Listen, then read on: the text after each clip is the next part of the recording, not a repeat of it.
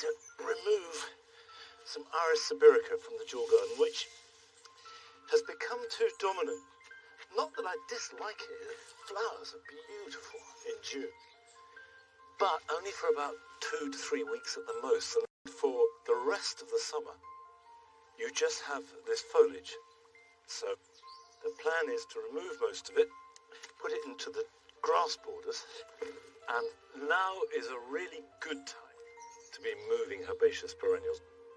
There are a number of reasons for this, but two stand out. The first is that the soil is warm, and that means that the roots will go on growing for a little while longer and get established, but there is no top growth to make demands on those new roots. That is a sizable chunk. And the second reason is for you, because it means you can see what they look like. If you wait till next March or April, there'll be hardly anything to see, the garden will be bare, and you're trying to remember how much space they took. You never do. You never get it right. Whereas if you do it now, you're working with actuality. You can see how big the bud grows around it, or how much space there is, or just how substantial the top growth is going to be. Now, coming up on tonight's programme. Arit Anderson explores alternative ways to grow food. Nick Bailey celebrates the glorious colours of the season at the Bluebell Arboretum in Leicestershire. We catch up with Adam Frost as he plants a round tree in a square hole. And I shall be planting some cordon gooseberries, as well as bulbs for the cutting garden next spring and summer.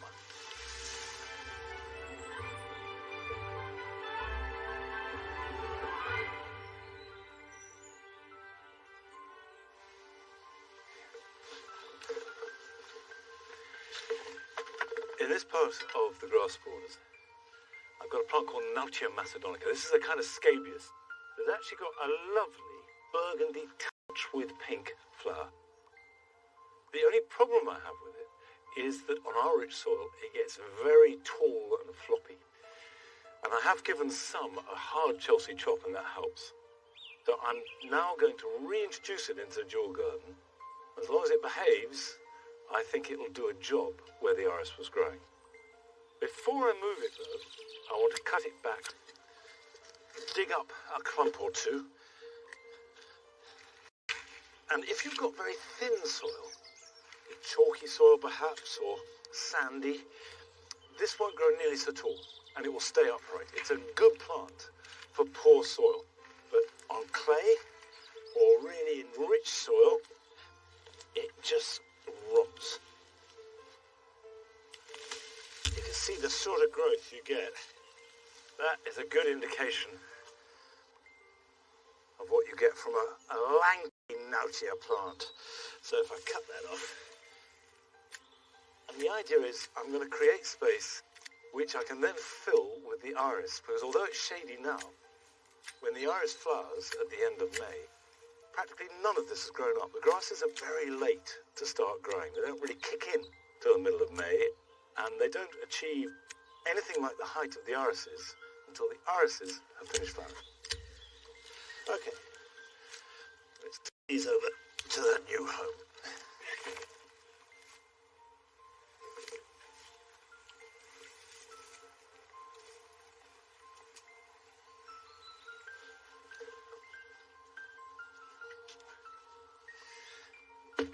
Right, I've got some space now, and if I add the Nautia in a clump like that, I think will do, but I'm not going to plant it directly into the soil, because I want to do everything possible to limit its growth, to make its growth more compact and sturdier, and so I'm going to add grit.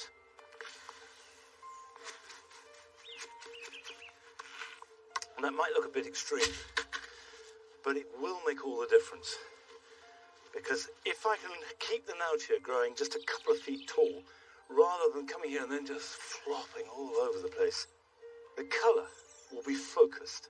Because the great danger when it flops too much is they're lost, they're dissipated. So let's put that in there. Now what I've got already, because I've got a whole series of things I want to add in here, are some Hemerocalis daylilies. And these three are all the same. The variety called American Revolution, which has got lovely, rich, plum, almost black-coloured flowers. And of course, daylily flowers only last a day. They bloom, fall, all in 24 hours, but they keep on coming. Now, these will not need any grit. In fact, Hemerocallis do better with slightly damp soil, which, although it's quite dry now, is no problem here. And these will follow on from the Nautia, so then I will cut them back. The Hemerocallis will flower from the middle of June, well into summer. I will then have dahlias that I will bring in and add around that. And at the very beginning of the season, I'm going to underplant it all with tulips. So instead of having one hit of the iris colour in late spring, early summer, I will have a succession. And that's the effect I want to achieve. Now, all these plants are growing out of our rich Herefordshire loam. In the case of the Nautia, too rich. But Arit has been to Yorkshire to see an experiment in producing food in a soil-free environment. With our world population ever increasing, the weather becoming more extreme, more erratic, securing food production with foolproof methods is going to be essential for the future.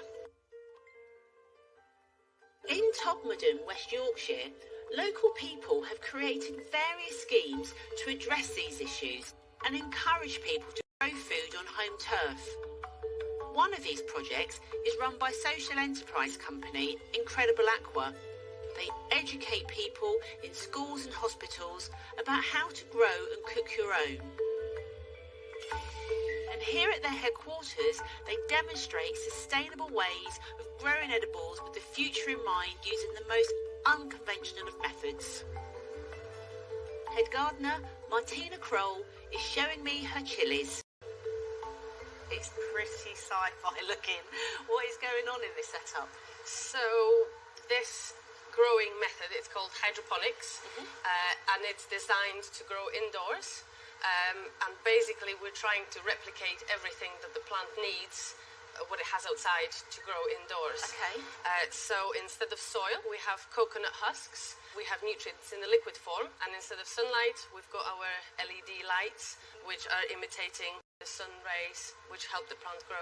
So how exactly does the system work? So we've got the water reservoir slightly higher, and then there's a series of pipes that just go straight down, and a little valve. It keeps a little bit of water in the bottom of the tray, so the plant can drink when it needs. What exactly is in the nutrients? So the nutrients that we're using in this system are exactly the same as you would use in a normal garden. So we've got nitrogen, potassium and phosphorus. So we're adding nutrients in the liquid form to the water that's being mixed in there, and then that distributes through the pipes at the bottom. Very clever. You mentioned that you're not using soil, but you've got coconut. So what's the coconut husk doing? Almost the same in texture as the soil. Yeah. And the other thing is it doesn't contain a lot of nutrients. So when we feed the plant through the water system, we know how many nutrients we've added into the water reservoir, and we know that this is what the plant gets. Why are we using the pink lights? So the pink lights are useful for two reasons. One of them is the economics of it. They're quite cheap to run. And the other one is that the plant really needs only blue and red spectrum of light to grow at its best. So understanding now, Martina, all this control, light, nutrients, water, it means that we can really get food security. And I imagine if this is on a bigger scale, in the industrial level, we can really make sure we've got food for the future. Yeah, absolutely.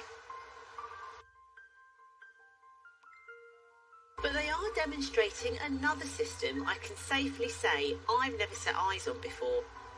The shy fish called tilapia and goldfish are helping the food here to grow. Our fish produce quite an amount of poo, which then with water is being pumped up into this grow bed where the roots of the plant can absorb all the nutrients, and that's essentially their manure, so you can actually use fish manure to grow your plants. That is Absolutely brilliant. Okay, so how does the tank actually work? So we've got a big water pump just below us that pumps the water through this bed, and then the bed fills up all the way to the top. And if you see these plants, their roots probably are about there. All that water with nutrients goes straight all the way to the top. They have the food, they have the drink, and then after 15 minutes the water goes straight back down to the fish tank. So in fact it's a quite symbiotic relationship, because the plants get fed, but also there's a lot of bacteria and microorganisms in this bed that filter the water for the fish. Okay. So the fish feed the plants, and the plants clean the water for the fish. So it's a circular system. Genius.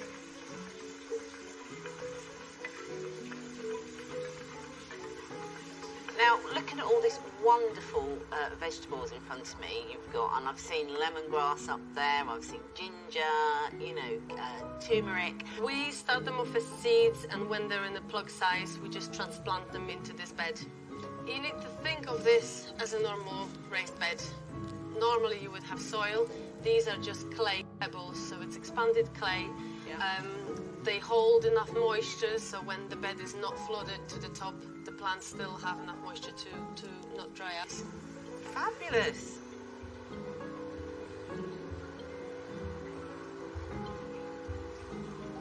The growing time for fruit and veg in this intense environment is almost twice as fast as produce grown with traditional methods. So with this kind of intervention, I want to know, does a tomato still taste like a tomato? I think when the plant has everything it needs, all the nutrients, all the sunshine, then they taste the same. I mean, you can tell me. I have been tasting them, and I have to say, they're very, very good. This innovative way of growing is so impressive. And given the fact that we've got a very changing climate out there, there's a little bit of control that enables us to ensure that we can grow our fruit and veg for the future.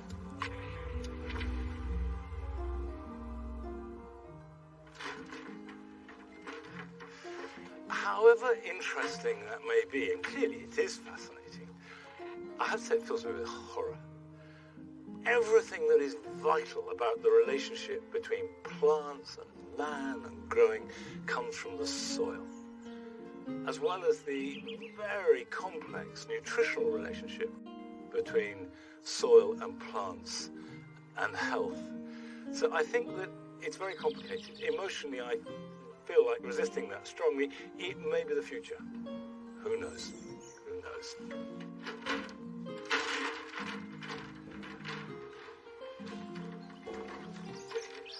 Now, I'm going to plant gooseberries into my Herefordshire soil, and hopefully they will taste delicious. I'm going to plant them as cordons.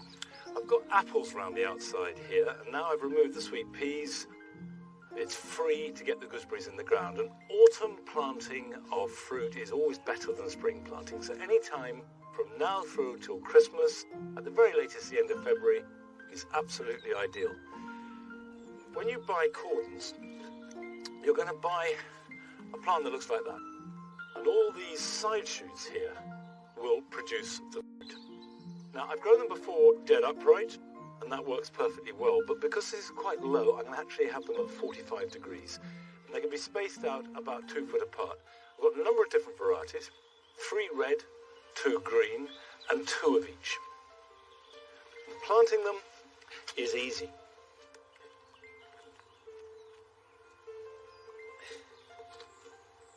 I have got a little bit of mycorrhizal powder, which will just help them get established. But gooseberries are tough. They will produce, and they really like neglect. The one thing that you need to watch out for, a sawfly and a little bit of ventilation, i.e. exposure to wind, will help. That will go in. And the idea with cordons is you put a cane in, and then you tie that to support, and then you tie the plant to the cane, because the plant simply won't be strong enough to support itself. But it's a very good way of growing fruit in a small space, and also growing lots of different varieties of fruit. because each plant or bush is just a single stem. And that means that on a length 3-4 metres long, you could have up to half a dozen different varieties of gooseberries. This is a variety called Invicta. Good taste, good resistance to mildew. And you notice I'm putting it in at a slight angle. Rather than bending the plant, I'm actually planting it at an angle. But it is quite nice and pliable. You can buy gooseberries potted up like this or bare root. In principle, bare root is cheaper and you get more choice, but they can be harder to get hold of. Now, in order to make sure that these grow well, I need to water these in really well, and I'm going to mulch them thickly with compost. Not only will this feed the soil, but also it will stop the weeds and keep in the moisture. And nothing is better for it than garden compost. And for all their many virtues, gooseberries are not really an autumnal plant at all. However, lots of trees and shrubs hit their moment of glory in October, especially if the sun is shining as it is today. And last October, Nick Bailey went up to Leicestershire to visit the Bluebell Arboretum, which is an RHS partner garden, to celebrate its autumn glory.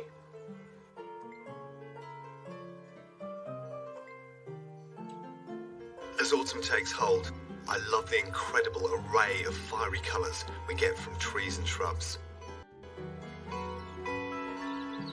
Bluebell Arboretum is a fantastic celebration of the riches of autumn.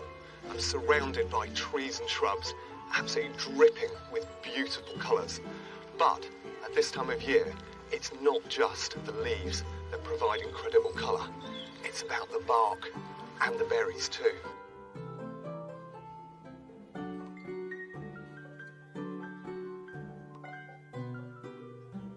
It's a brilliant small garden tree, and it has this extraordinary cinnamon-toned peeling bark. This specimen has been allowed to grow naturally, so it's got a very wide open canopy, which is really beautiful. But for a different look, it can be hard pruned when it's young. There's a specimen just back here that's had that done to it, so there's multiple stems coming up from the base, and arguably that shows off the bark even more. Now, this isn't the only bark tone at this time of year. There are loads and loads of different colours to be found in the garden.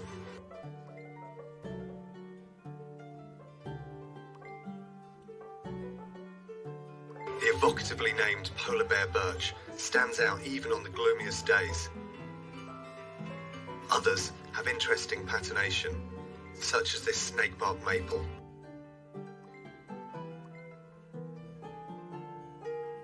Look at this beautiful birch.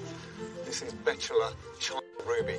What an extraordinary tree it is. You can see down here, got this beautiful sort of glaucous but pink and purple tones.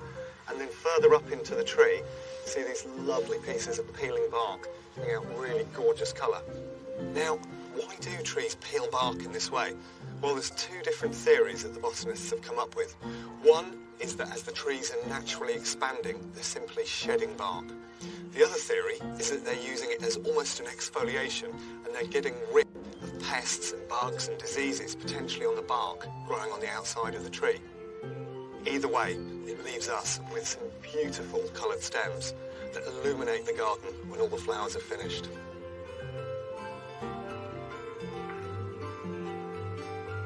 Bluebell Arboretum is owned by Robert Vernon, and he believes in a spot of outdoor housekeeping, even with his trees.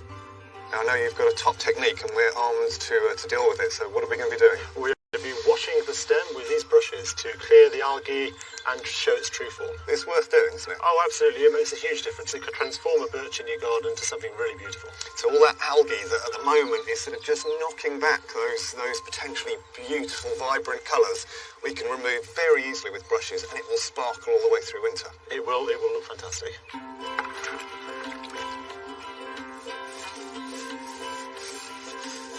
I can see those colours starting to come out already. Now, it's not just birch that you can do this to, is it? Not at all, no. We can also do it on things like Pruna cerula, the Tibetan cherry. Oh, so that wonderful kind of mahogany tone really comes out. Absolutely. Now, when I do this, I tend to use a soapy water, but you don't think that's necessary? Well, we just use water here. Soapy water can do the trick as well. And the beauty of this stem is being revealed now. Just got the rest of the tree to do. Won't take too long.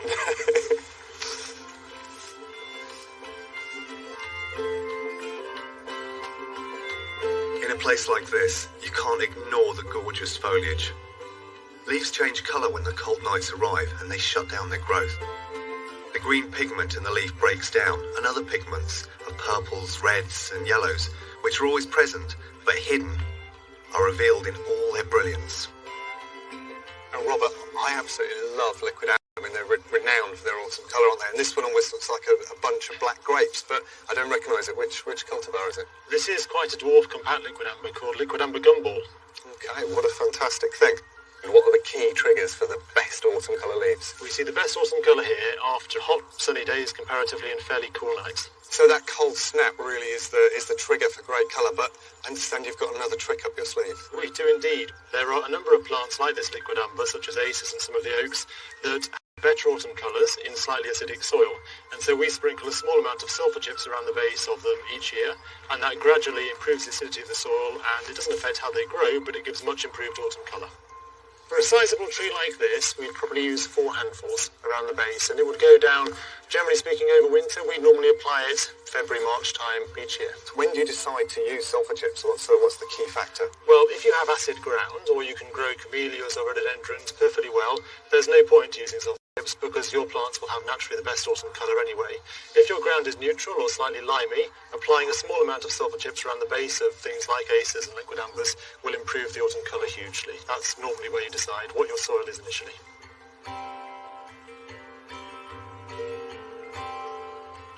But there's another way to give your garden a punch of colour right through to winter, with berries.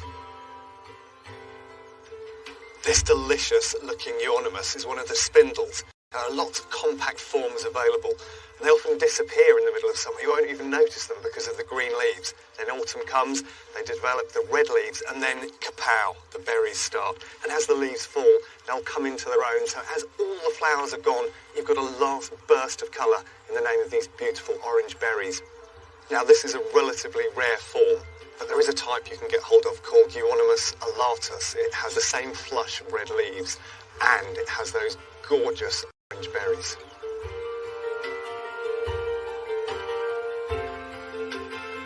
There are berries in virtually every colour. There's Sorbus, Hunan pink, with beautiful pink berries. There's Malus, Indian magic, with glossy red berries. And there's Sorbus scalaris, with beautiful... Now, of all the berry shades you could introduce into your garden, this has to be one of my absolute favourites. This is Sorbus pink pagoda, and you can see the lovely tones in those berries. It's quite a compact tree, so it's good for small gardens. It goes up to about 6 or 7 metres. And what better way of extending wonderful colour into the darkest depths of winter?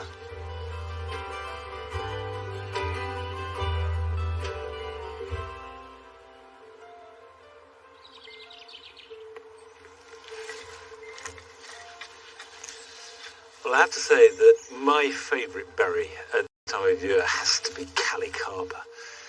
Calicapa is quite unlike any other berry. It has these clusters of purple, distinctly metallic berries, and it does nothing else for the whole year.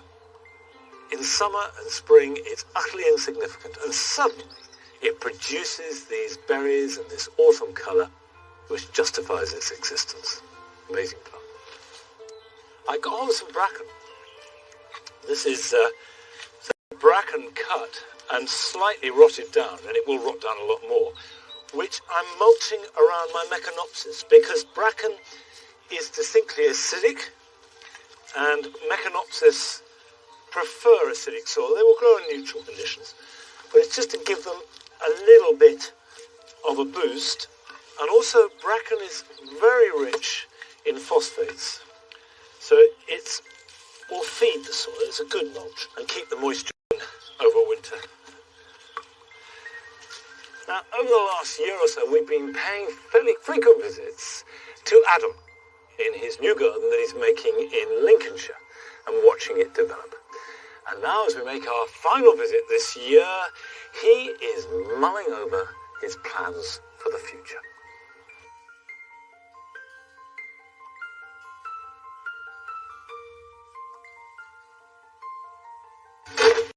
Look at that. Lovely, isn't it? Do you know, 3 weeks ago, knock at the door. Fella says, I've got a delivery for you. Went out, looked in the back of the lorry, and he's got this tree. Been sent to me as a present. It's Cercophyllum japonicum. And actually, it's a tree that has got memories for me. It was Jeff Hamilton's favourite tree, and it's taken me quite a while to work out exactly where to put it in the garden. But I think now I've just found just the right spot for it, and today we're going to get it in.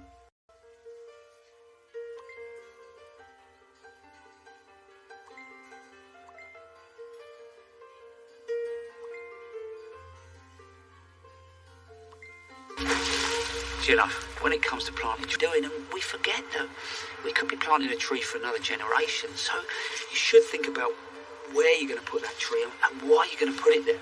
Is it to, I don't know, block a horrible telegraph pole or a neighbour's house? Is it to frame a beautiful view? Or, like I am here, in a way, what I'm doing is borrowing a landscape. So what I've got is a robinia, which looks fantastic behind. But there's a big sort of flat space that I want to sort of plant a tree this side of the hedge, and that's going to pull those trees into that garden.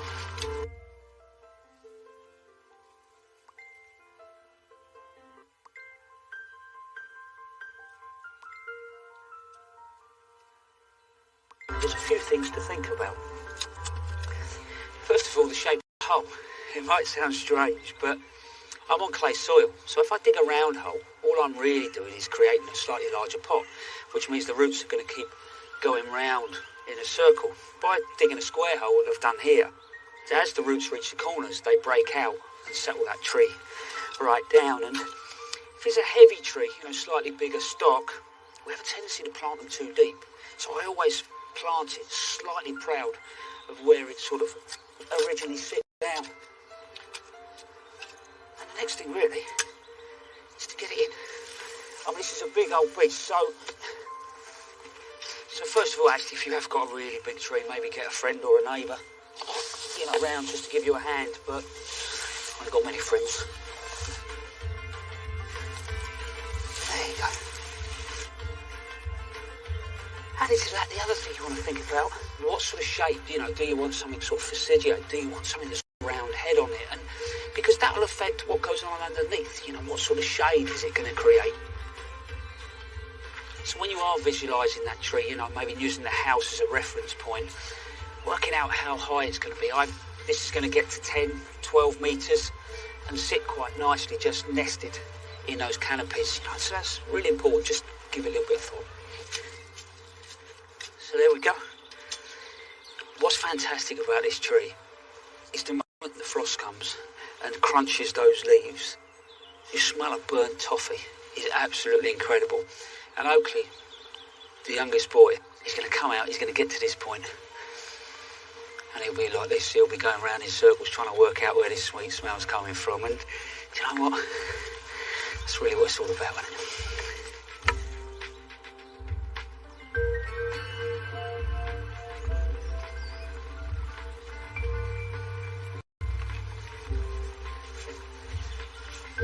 I wish this weather would make his mind up. Coat on, coat off. So absolutely no weeds in there. Once these plants were well rooted, then I've planted them in, and I've got a few more to put in here.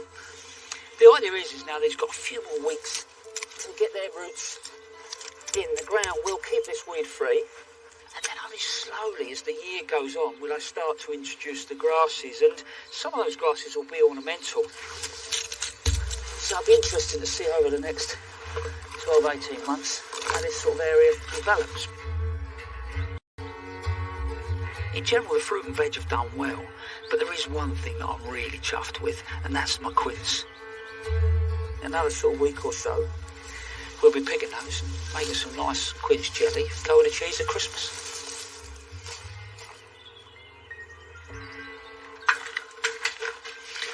Do you know, all the jobs in gardening, there's one that stands out for me, which is sowing seeds.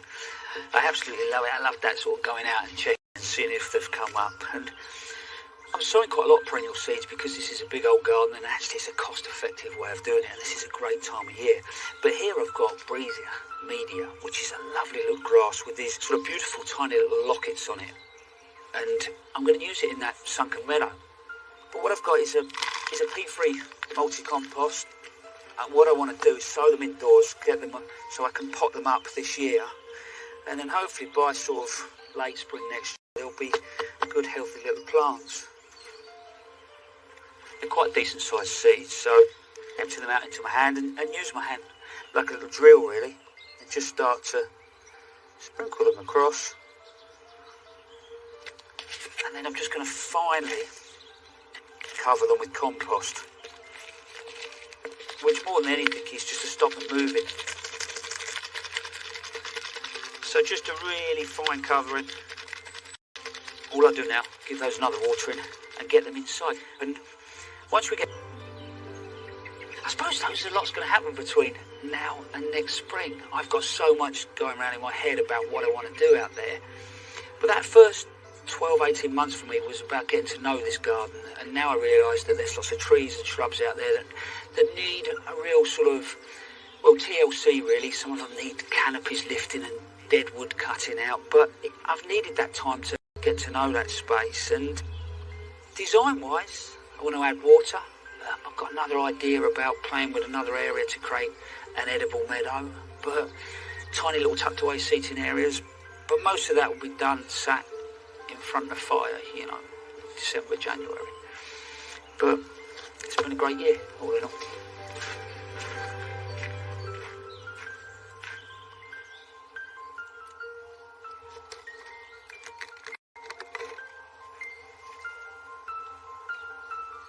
Well, I have really enjoyed seeing Adam's garden develop and evolve, and hopefully we'll look forward to seeing more of it next year. Now, there's still time to put some winter salad crops in, but they will need a bit of protection. So I'm mindful that these will need closhing if they are to grow big enough to harvest before the weather gets really cold.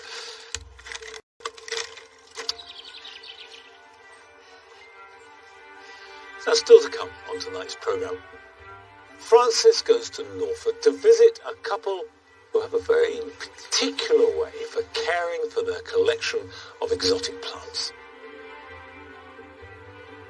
But first, this time last year, we made a visit to Hill Close Gardens in Warwick to see their collection of hardy chrysanthemums.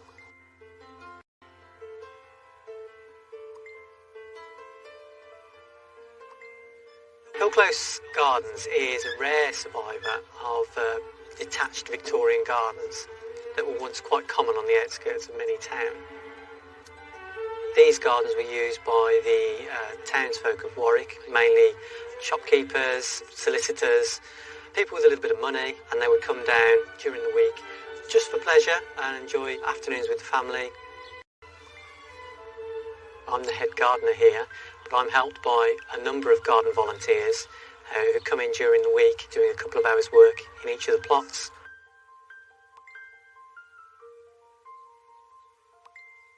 We've got a lot of herbaceous beds here at Hill Close. In particular, we have a lot of late season colour from the asters, but mainly at this time of the year with chrysanthemums, particularly hardy chrysanthemums. They really extend the season. Hardy chrysanthemums are quite different from your cut flower chrysanthemums. You can grow them outdoors all year round.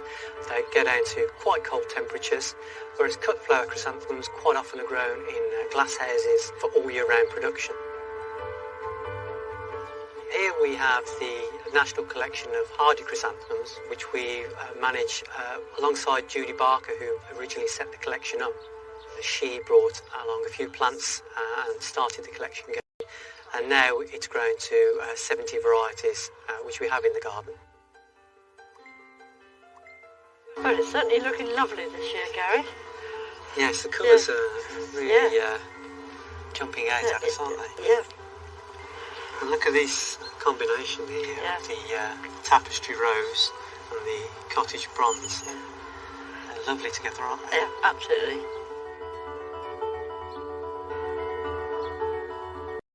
About 20 years ago, I bought some chrysanthemums, planted them all up on the allotments, had some flowers, but I left them in the winter, and next year they were miserable and eventually died. What a waste of money. But I knew from seeing in my grandmother's garden that chrysanthemums could be winter hardy and survive many years. I started researching their origins because I wanted to know why these were hardy and different from the other chrysanthemums. What I started to do was to draw together winter hardy chrysanthemums from all over the world. I began to realise some of the past breeders were using the wild plants that survived naturally, and they were producing hardy garden chrysanthemums. Little did I know that it was going to result in 3 allotments and 200 on trial. There's a new one called Fred's Yellow. That's a cracker. That flowers for 3 months. If you want a weaver, go to Tapestry Rose, which is this pink here. Now she will go beautifully around something like Miscanthus Silver Light or an Artemisia. What about deep maroon ruby brown? If you see that with the rain on it, it's absolutely gorgeous. A few years ago, I was invited to do a full winter hardy trial. So about 100 from the collection went in. The second winter went down to -17. Very few all came up. I would like people to know that it's perfectly possible to have fresh, bright colour in your border, not only in September, but going to October and November, and in sheltered places even into December. Don't plant them in too heavy a soil where it gets very wet in the winter. They will struggle. I mulch in the winter to give them some protection, but I just let them get on with it, actually.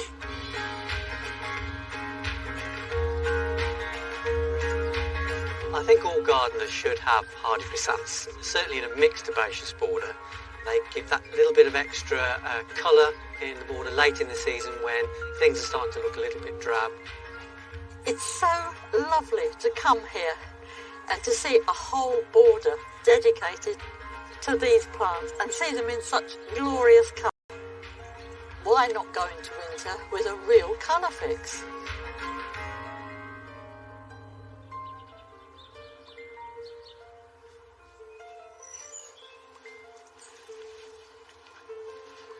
It's fascinating to see those gardens in Warwick again, because about 16 years ago now, I was involved in the restoration of one of them. And it was fascinating learning about them as we took it from a completely abandoned, overgrown site to what I hope was closer to its Victorian glory. And it's very nice to see them all looking so good now. As for chrysanthemums, I do associate them with my childhood, where we used to grow them in a greenhouse, but it was a lot of work. I've certainly not grown tender chrysanthemums as an adult, but I like the idea of hardy ones. I think that they would add good colour at this time of year, and if they can withstand the winter in Warwick, then they should be able to withstand it here at Longmeadow. I'm going to put them into this bed. This is a rose called Agnes, which is yellow flowers, and I've chosen a variety called Nantiderry Sunshine. So it's yellow on yellow, even though they won't be flowering at the same time. I might well lift and divide these next year. We'll see how it goes. I quite often buy plants in 3s or even 5s, plant them together, get a really good impact for the first year or two, and then divide them and create the same impact elsewhere. Okay, that's it. Couldn't be simpler.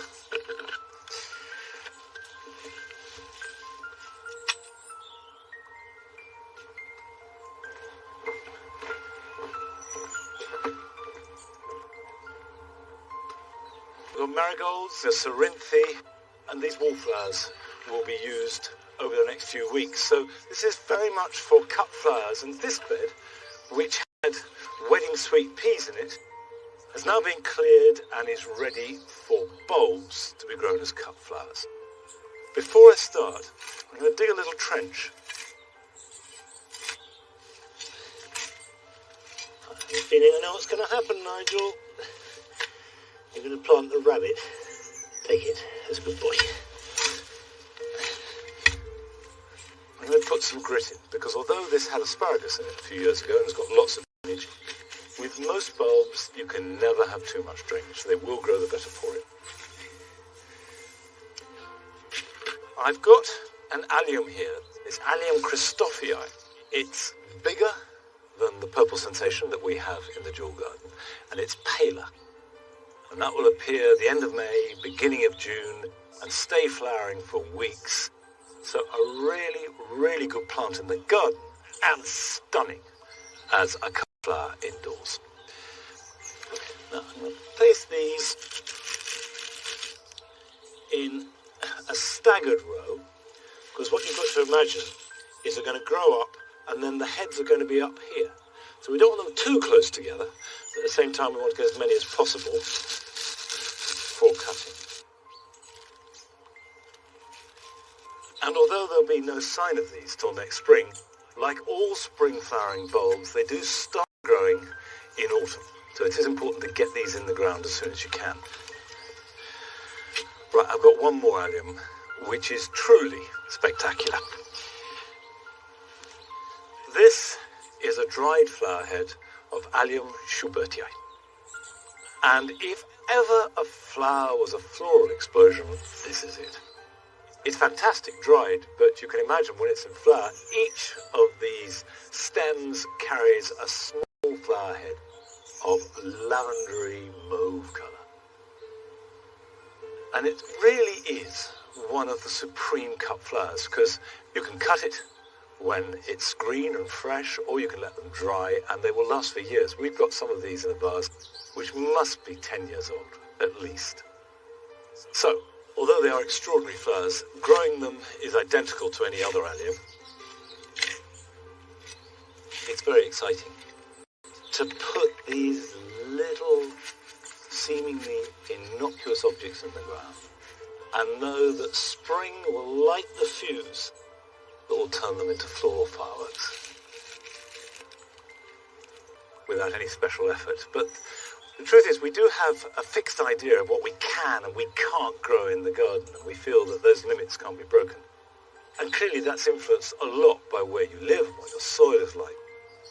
But if you give things a go, it is surprising what will flourish in your garden, as Frances has been finding out when she went to visit Melissa and Keith Scott in Norfolk.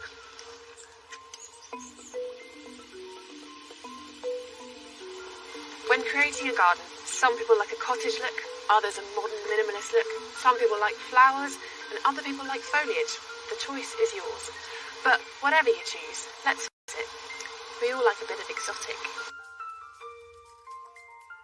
Melissa and Keith Scott are so obsessed by the exotic, they have turned their entire back garden into a paradise of glorious plants that wouldn't look out of place in the Mediterranean or other far-flung continents. It's hard to believe I'm in Norfolk. It's just so tropical, isn't it? Yes, it hasn't quite got the Norfolk feel, has it? How big is this garden? It's about an acre. Seems so much bigger, doesn't it? I suppose because of the layering. I think because of the levels. Yeah. It's difficult to get, because you can't see the whole garden at one time. This area is a very arid area, so we're growing things like the Opuntia and the agave, and succulents and cacti. They all like this very dry, sunny position. And the Opuntia, we've had that a few years now. We've had it under 6 inches of snow, haven't we? I would never expect an Opuntia to grow outside in the UK. What do you do to protect it? The Opuntia we actually leave, and it does its own thing. A lot of the other plants do have covers put over the top of them. Right. They'll take the cold, but they don't like it when it's wet. Things like the agaves, I mean this one, that's agave montana, it will survive outside as long as you give it the right conditions, i.e. it needs a very well-drained soil, south-facing, or certainly a lot of sun. If you get snow in there or wet on them, they then start to mark. So we put a cover on it, really just to keep them as pristine as we can. You cover most of these plants? Yeah, I would say all of them. Certainly all the agaves. The cacti as well. They all get individual covers, unless they're in a tight group, and then they might get a purpose-built frame. So you're not just draping something over, you're building, making covers? Keith and Melissa really go the extra mile to protect their plants. Incredibly, every year as winter comes, Keith builds these bespoke shelters. Then every spring, goes round, you see. It's very organised. So it goes that side. That goes this way. Okay. Like so. And then the back. Keith, how long does it take you to do this for all of your delicate... Some of the other ones are a lot bigger than this, and it can take probably an hour or so just to put one up. Really? You've got 40 to 50 of those to do? Yeah. Every year? Take this side. It should just sit on there.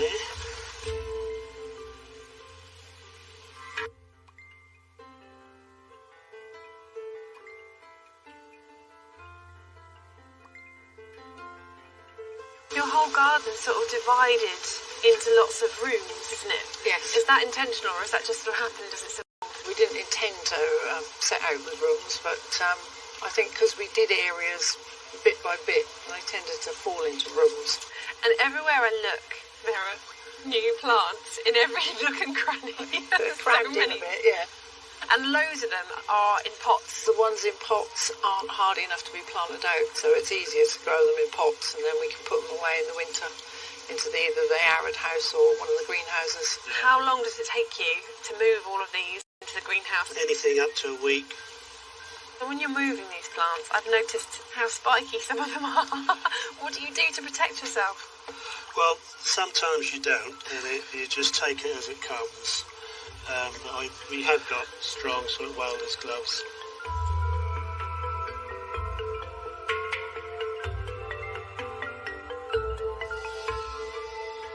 This is one of the 5 greenhouses. So this is the smallest greenhouse where a lot of the succulents are kept. It's cramped. I know, it's absolutely cramped. And what are these for? Are these for, do they go in the garden, or? Some of them I take cuttings from for the pots. Others I just like them, so I keep them in here because they're not hardy, so they can't go out. Wow.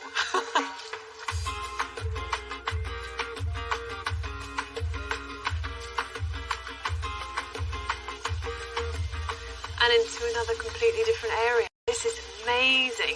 So sort of secluded and really tropical, and you know, this Tetrapanax is just so jungly, isn't it? Yes. I love it. Plant. I've never seen them this high in the UK. How old would this be? 4 or 5 years old. How do you get them to get so big? It gets some protection because of the, if you like, the barriers we've built up. Yeah. So it has some sort of microclimate in this area.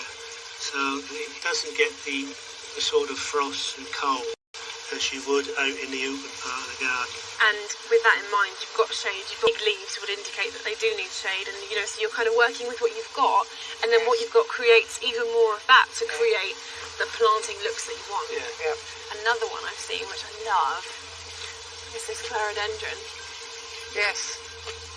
That likes it here as well, but that's a fairly incredible, don't they? Fairly easy plant.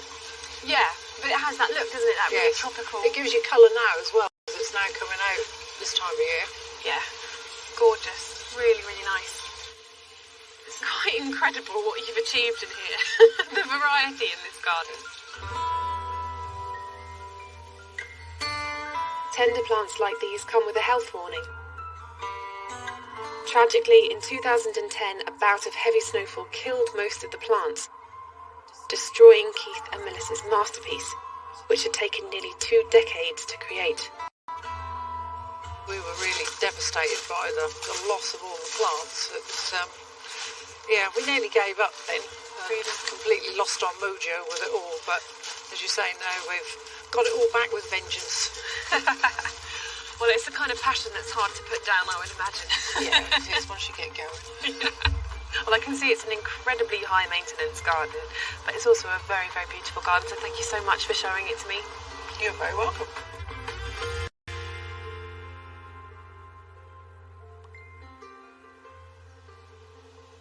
The real difference between Norfolk and the eastern side of the country and here is not the temperature, because obviously, as we saw, they get really cold weather, and they can have snow and frost just like we can here, but it's the rainfall.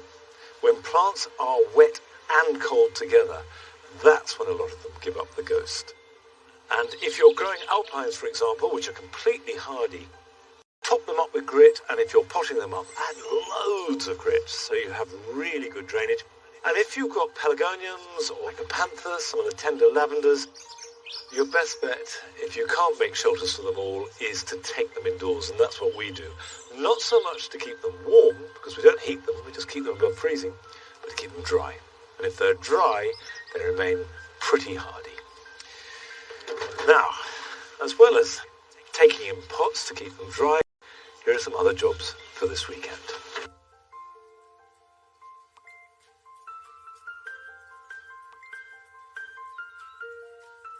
If you've got some garden compost that's ready for use, it's a good idea to sieve some now. And then that can be stored in a dry place over winter, ready for use with potting or seed compost in the spring. And the lumps and bumps that you take out can be put under a hedge. If you want to store your apples, it is important that they are not damaged in any way. Check them often, and you'll know they're ready when you lift and twist them, they come away in your hand.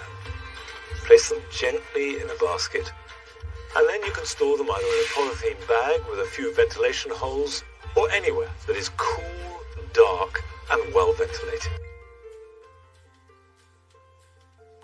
If you sow sweet peas now, you'll get larger plants in spring, which will give you more flowers over a longer period. I put 3 seeds to a 3-inch pot, and then water them and put them somewhere protected to germinate. They don't need any extra heat over winter, but do put them somewhere where they are out of heavy rain and extreme cold.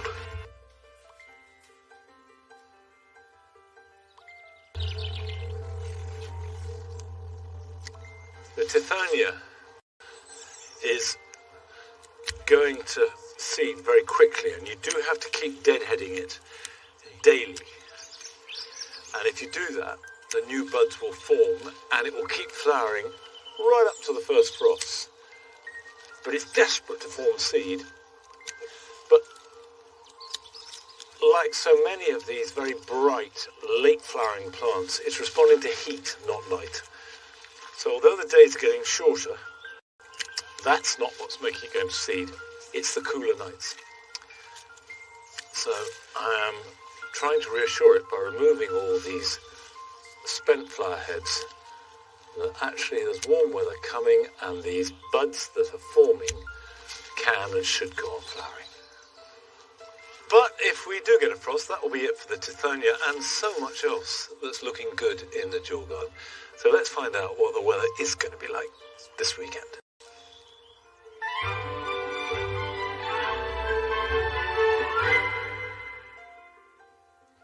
Well, there's a lot happening on the weather fronts over the next few days. Let's just summarise it.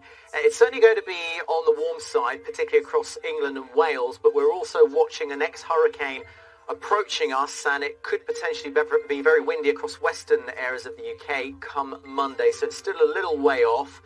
In the short term, it really is a great day for many of us on Saturday. If the sun comes out for any lengthy period of time, we are going to get temperatures even into the 20s in 1 or 2 spots, but not for most of us. For example, look at this across western Scotland and Northern Ireland. There's always going to be a bit more cloud here and some outbreaks of rain, but the bulk of the warmth, the fine, I wouldn't say summer-like weather, but not far off, will be across southern areas, because I think by the time we get to Sunday, temperatures in some areas